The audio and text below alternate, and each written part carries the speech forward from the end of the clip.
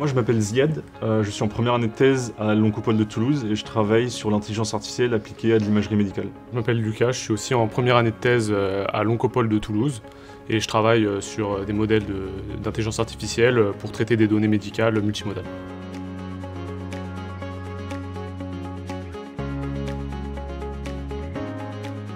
L'objectif était à partir de données cliniques et de lames numérisées de prédire la rechute à 5 ans de chaque patient.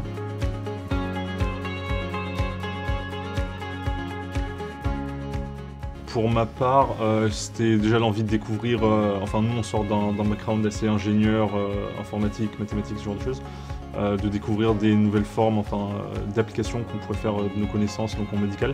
C'est des choses qu'on ne connaissait pas du tout, on a voulu les découvrir et donc on s'est enregistré à deux.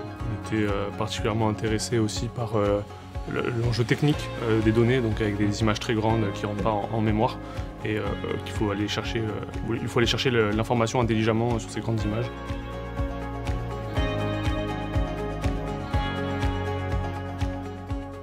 Ce genre de data challenge, ils permettent à des gens de spécialités différentes, qui ont des connaissances différentes, d'appliquer ce qu'ils savent de manière collaborative pour résoudre une tâche en commune.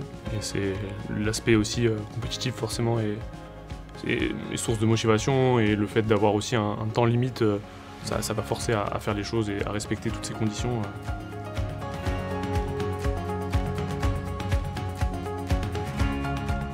Les principaux résultats qu'on a obtenus, je pense, c'est que l'information de Breslow et d'ulcération était quand même très importante, puisqu'elles ont permis de régulariser nos entraînements et d'améliorer les performances.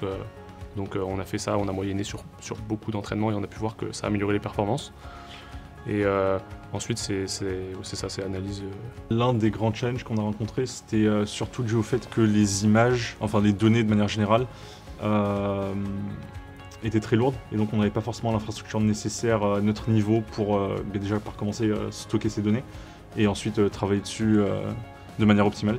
Pour surmonter certaines de ces difficultés, on a décidé de travailler sur des modèles qui étaient moins précis que d'autres, et donc ça prenait moins de temps de calcul, moins de ressources de calcul. Ça nous a permis aussi d'avoir des modèles plus rapides, de pouvoir les optimiser beaucoup plus facilement et beaucoup plus rapidement par rapport à des plus gros modèles qui sont beaucoup plus longs et qui auraient mis énormément de temps à bien tuner, on va dire, et là c'était beaucoup plus simple.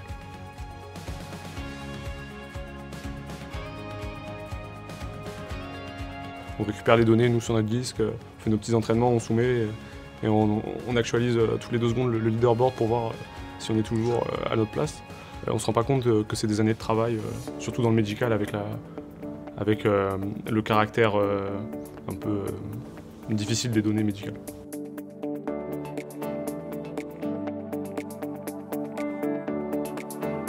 Pour réussir un data challenge, je pense que ce qui est important, c'est déjà de bien s'entendre avec les membres de son équipe.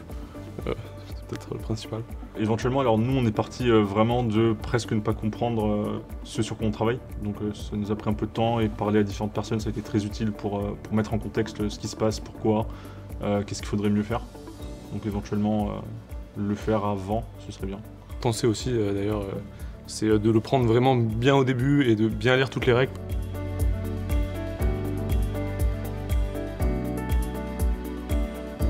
C'est toujours bon en IA de se mettre en compétition avec d'autres gens et d'arriver... Enfin, c'est toujours notifiable, je pense, en tout cas la plupart le notifient. Mais après, c'était pour se challenger nous et parce que le sujet nous intéressait et le caractère vraiment nouveau des données qu'on connaissait pas spécialement.